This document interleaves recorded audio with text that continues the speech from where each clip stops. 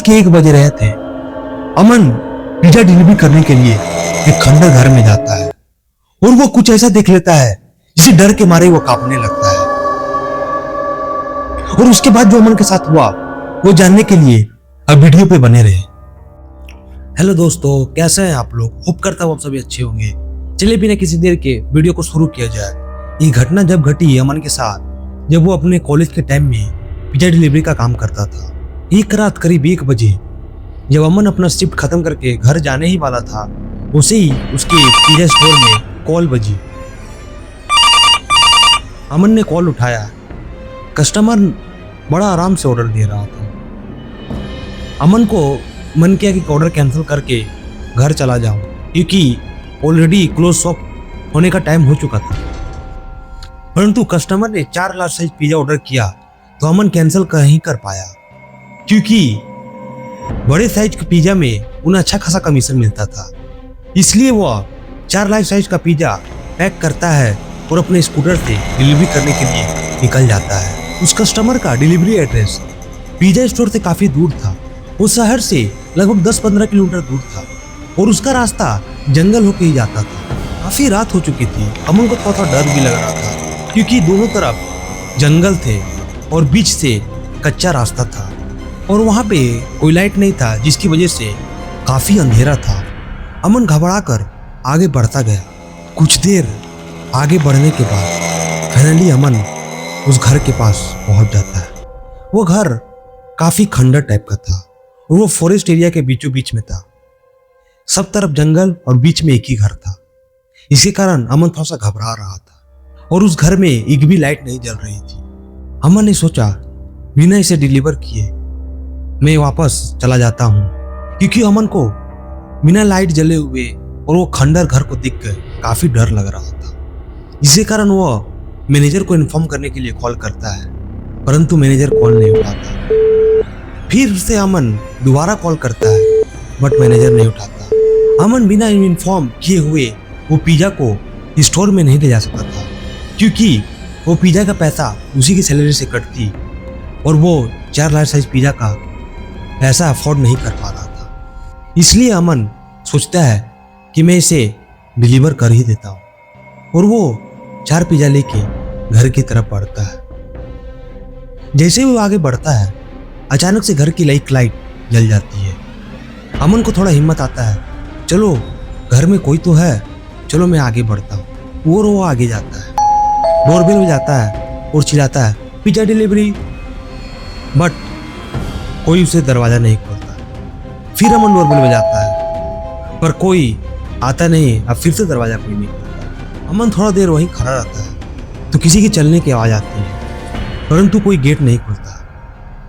कोई गेट नहीं खोलने के कारण अमन वो 4 लार्ज साइज पिज्जा को लेकर वापस अपने स्टोर ही जाने का सोचता है। वो जैसे ही आगे बढ़ता अपने स्कूटर की तरफ, अचानक से गेट खुल जाती है।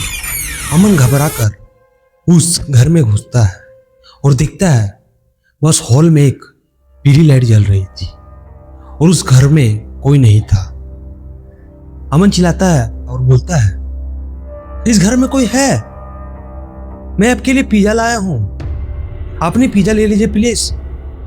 बट कोई आवाज नहीं देता और अमन अचानक से नीचे देखता है, उसे एक काली बिल्ली दिखती है। जैसे वो बिल्ली उस कमरे के अंदर घुसी, वैसे ही उस घर का लाइट और टीवी चालू हो गया और बच्चों का खेलने और रोने का आवाज आने लगा। अमन को बहुत गुस्सा आया। उसे लगा कि उसके साथ कोई मजाक कर रहा है और वो गुस्से से उस कमरे के अंदर चला गया। उस कमरे के अंदर 2 लड़कियां बैठी हुई थी। अमन ने उन दोनों बच्चों को बोला कि मैं कब से आपका डोरबेल बजा रहा हूँ, आप गेट क्यों नहीं खोल रहे हो? मैं आपके लिए पिज्जा लाया हूँ। परंतु वो दोनों बच्चियां अमन को कुछ बोल नहीं रही थी और उसे घूरे ही जा रही थी। फिर अमन ने पूछा, आपके घर में कोई बड़ा है? फिर भी वो दोनों लड़कियां कुछ नहीं बोलती। अचानक से उन दोनों लड़कियों का आंख सफेद हो जाता है और उनका चेहरा बड़ा खतरनाक हो जाता है। वह देखकर अमन डर के मारे भागने लगता है। वो जैसे ही भाग के हॉल में पहुंचता है, वहां पे बड़ा एक भयानक औरत खड़ी थी जो एकदम चुड़ैल की तरह लग रही थी। डर के मारे अमन के हाथ से चारों पिज्जा नीचे गिर जाता है और वो अपने स्कूटर के पास चला जाता है और उसमें बैठकर वो वहां से जाता है। और उसे जाते हुए वो दोनों बच्चियां और वो चुड़ैल उन्हें देख रही थी। अमन थोड़ा दूर आगे जाने के बाद जंगल के रास्ते में उसे ऐसा लग रहा था कि उसका स्कूटर अब खराब होने वाला है। उसके इंजन से अजीब आवाज आ रही और गाड़ी धीरे हो गई थी। और थोड़ी देर आगे जाने के बाद उसकी गाड़ी बंद पड़ गई और उसने देखा तो उसके टायर पंचर थे। उसे तुरंत पुलिस को कॉल कर दिया और पुलिस का इंतजार करने लगा। तभी अचानक से उसकी नजर स्कूटर के मिरर में पड़ी। उस मिरर में उन दोनों बच्चियां और वो चुड़ैल आती हुई उसे दिख रही थी।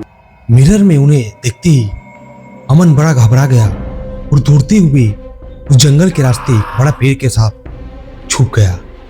तभी उसे अचानक से पुलिस का सायरन सुनाई दिया और वो हिम्मत जुगाड़ के अपने स्कूटर के पास गया और उसने देखा कि पुलिस उसकी स्कूटर की इन्वेस्टिगेशन कर रही है। तभी अमन ने उन्हें सही बात बताई और पुलिस वाले को उस घर पे ले गई। पुलिस वालों ने सभी तरफ खोजने के बाद बस बिल्ली के अलावा उस घर में कुछ नहीं मिला। अगली सुबह जब अमन अपने काम पे जाता है तो उसे पता चलता है जिस घर में वो गया था वो घर पिछले 10 साल से बंद पड़ा था और उस घर में पहले 3 लोग रहते थे, 2 उनकी बच्चियां और उनकी मम्मी। अचानक से उन तीनों का मर्डर हो गया था और अमन ने जिन्हें देखा था वो उनका आत्मा था जो उस घर में कैद है। अमन उस काम को छोड़ देता है और अपने पढ़ाई और कॉलेज में ही लग जाता है। तो अमन जब भी उस घटना को याद करता है डर के मारे कांप उठता है। अब ये कहानी यहीं समाप्त होती है। अगर आपको वीडियो अच्छा लगे तो हमारे वीडियो को लाइक करें और चैनल सब्सक्राइब करें। मिलते हैं अगले वीडियो में, तब तक के लिए बाय।